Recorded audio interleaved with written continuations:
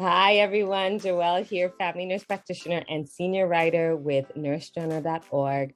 Today, I have the pleasure of interviewing Ashley, who is an endocannabinoid specialty nurse. So if you're ever curious about cannabis nursing and you had some burning questions, Ashley is going to answer them for us today. So thank you so much for meeting with us today. Of course. So just tell us a little bit about yourself and your nursing journey. So I've been a nurse for 14 years. I started off med-surg tele, so 5-patient ratio. My specialty was stroke, and then I ended up getting my master's degree in nursing education. I found while I was working on the floor, my favorite part was the preceptor part. So, and don't put me as the charge nurse or any of that. Like, I hated that. I just wanted to teach people. I would do the long preceptorships, 12, 16-week ones, and I'd be just fine. So I got my master's degree in nursing education, and shortly after that, I worked in a transition to practice program for new grad nurses. So essentially, I monitored their first year, made sure that, I tried to mitigate some of the bumps and bruises that come with being in your first year as a nurse. We cried together, we laughed together, we learned together. We grew together, and that's probably one of my favorite jobs. And then I ended up in corporate a 14 hospital system, which was interesting. I got to my 6-figure salary and learned a lot about project management, performance improvement, how to implement large scale projects and things of that nature. But I ended up going through cyber theft and just dealing with the mental health that comes along with being invaded.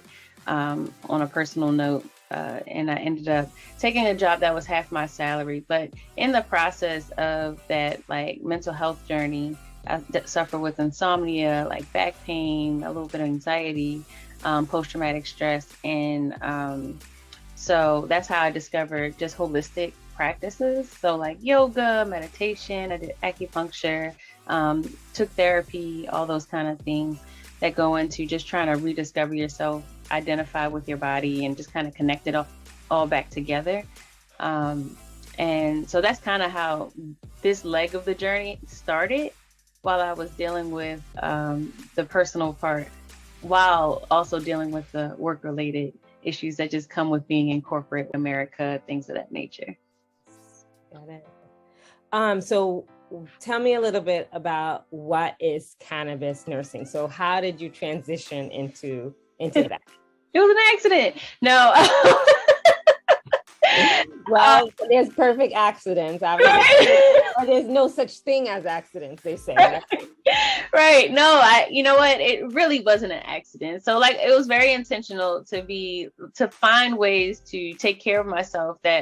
So as a nurse, I tend to shy away from the healthcare system as it is. Like, I don't want to take a whole lot of medications. I definitely am not going to the hospital. I try to do things that do not incorporate traditional healthcare settings, just because I'm so well versed. Because when I get into the hospital, I'm looking at every single thing they're doing. Like, it brings on way more anxiety. So, I wanted to be preventative for future catastrophes. You know what I mean? Like, when I experienced that cyber theft, it was a jolt. So I was like, whoa, I didn't know that things like this could happen. It was like life kind of just took me and was like, haha, this is what we doing here.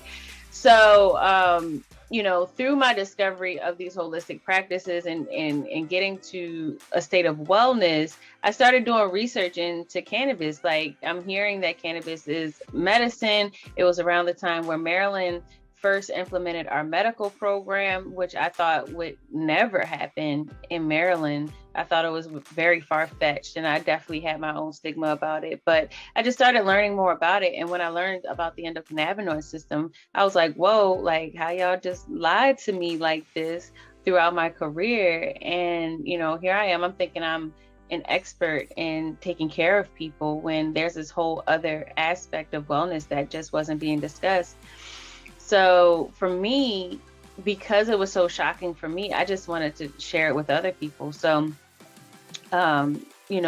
identifying as a cannabis nurse really wasn't a thing. It was just something that I wanted to share information about. So I created a training course just honestly through my organization of what I was researching and learning about. And then, I created a process, and then I just started helping people, not even thinking it was a thing. To be honest with you, I thought I was the only one doing this thing. So, and it wasn't until I continued kind of, showing myself on social media, doing different things, meeting people, that I was like, oh, wow, there are other people out here doing it. So. And when you say the training, tell me a little bit about the training class that you created.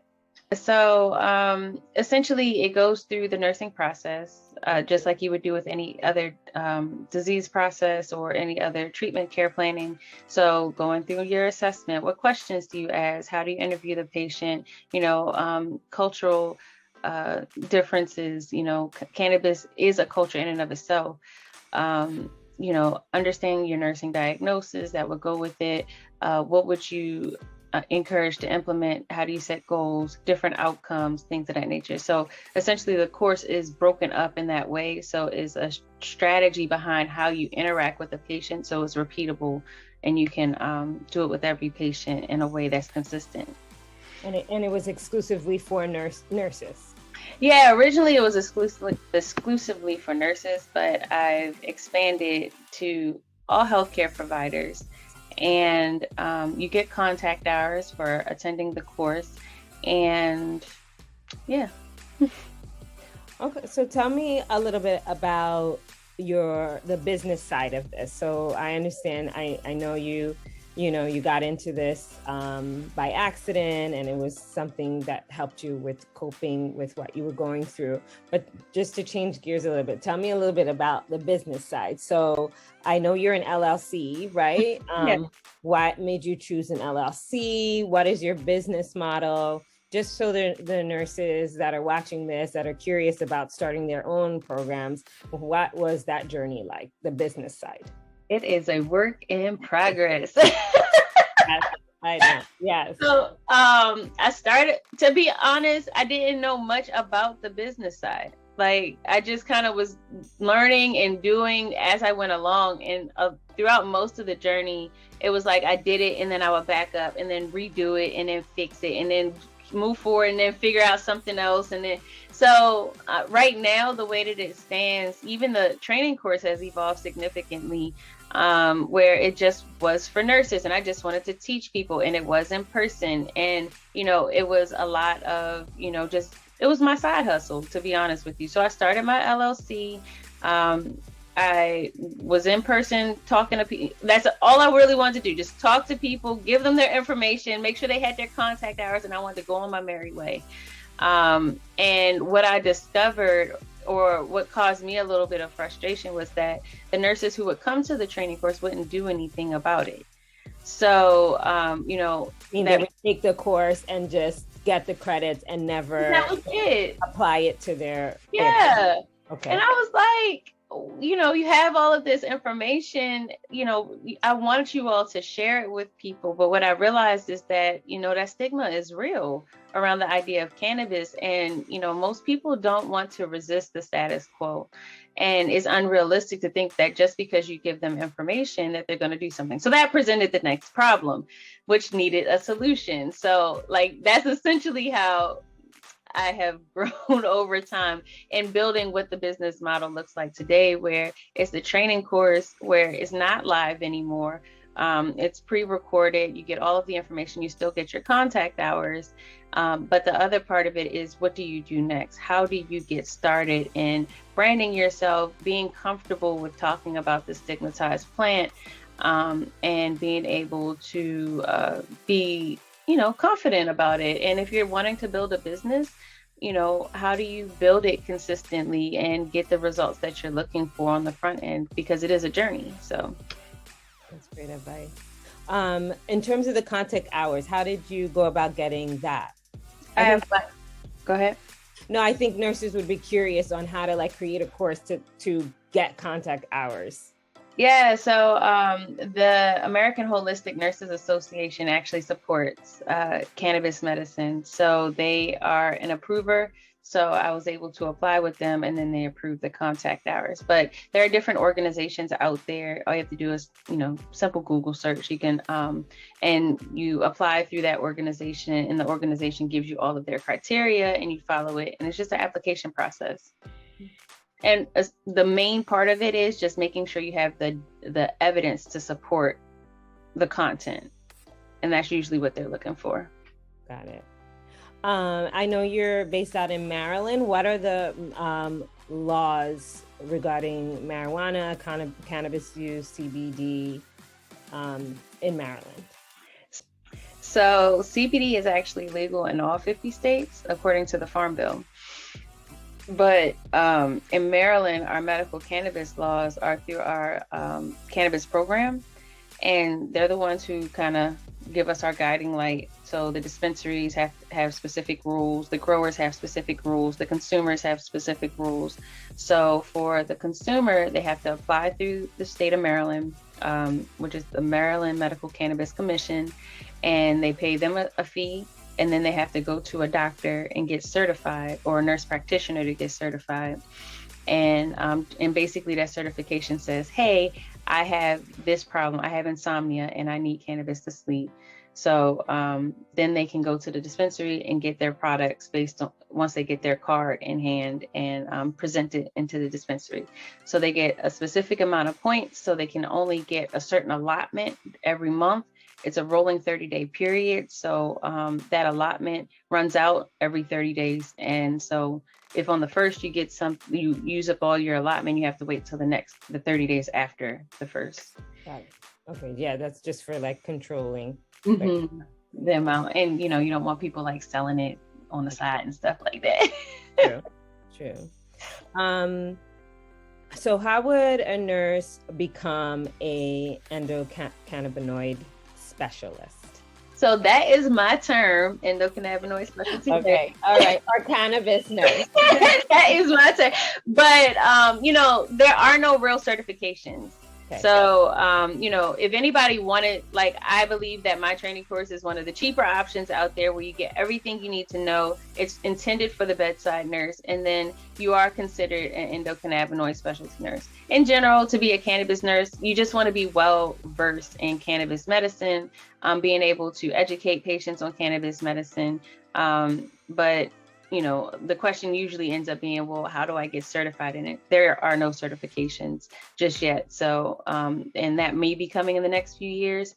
But my advice, as the cannabis industry grows into $1 trillion plus industry, is to kind of get in on the front end and establish yourself. So that way, when it does become federally legal, we do get certification, all the things that will come in the future, you'll already be settled into where you're going to be.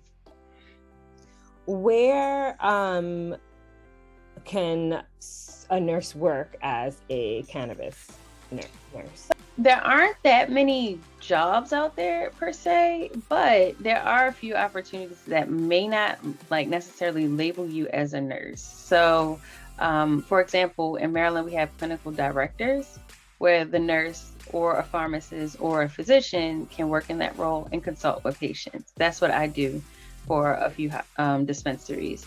There are teaching positions at colleges, because now it's starting to be a thing. University of Maryland has a medical cannabis program here at the School of Pharmacy, so there's potential for that. And in general, you might see subject matter expert requests, but it won't necessarily call you out as a nurse per se. So like workers' comp might be a cool area for a nurse to work in. But it's about just kind of figuring out where your expertise is and kind of placing yourself there so they know you exist. So would they recruit you, or you would recruit them? Like, for instance, if you wanted to teach about it in a hospital, is that something they would look you up and then they'd contact you, or you seek out the person? I usually seek people out. I go get what you want. Especially because of the Schedule 1 status. A lot of times the hospitals in particular, because they get payment through the state and the federal government, they don't really want to touch the idea of cannabis too much. You see what I'm saying? So if there is a need, or you see a need in your community hospital or the hospital that you work at, I suggest you say, hey, I'm available to talk to you about this thing. I can educate you or whatever. But for hospitals to hire a cannabis nurse at this point, I don't think is too, it's far and few between, if any. What are some drawbacks about cannabis nursing? The stigma. Okay. Yeah, just the response that people give you, the assumptions that are made. But what I realized in working in this industry is that everybody has stigma about everything. It's not just the cannabis industry. So as a Black woman, you see me come through, you make assumptions because of my hair, or just the color of my skin, or the fact that I'm a woman, or the fact that I'm a nurse. Like, it's all of these like preconceived ideas that you have about these concepts that may or may not be true about me unless you ask about it. And it's the same thing with cannabis. So yeah, it's the biggest barrier, but I think I've learned the most about myself through dealing with that stigma. So love it. What are some advantages to becoming a cannabis nurse? The novelty. It's a talking point. It's interesting. Most people aren't talking about it, so you're different. And there's a lot of room for growth. In all aspects of it. So for me, it's the personal development, it's the business development, like all of the things that kind of just come along with just doing what you're wanting to do to achieve the goal you're trying to achieve. I think that's the best part about it. What advice would you give? This is question number 10. It probably is like really question number 12, but it's okay. It's okay. What advice would you give nurses wanting to become a cannabis nurse? Work on your confidence. Nurses, we tend not to have the most confidence because of the way the healthcare system is set up. There's this hierarchy. We're always trying to, be as good as we can, but never can get to it, never can achieve it, these unattainable goals and all these things. So usually our confidence tends to be pretty low because of that. So definitely take some time to reflect on where your confidence is and put in some action steps to build up what your confidence looks like. I love it. Where can our audience find you and get in contact with you? So my website is www.cannabisnursingsolutions.com.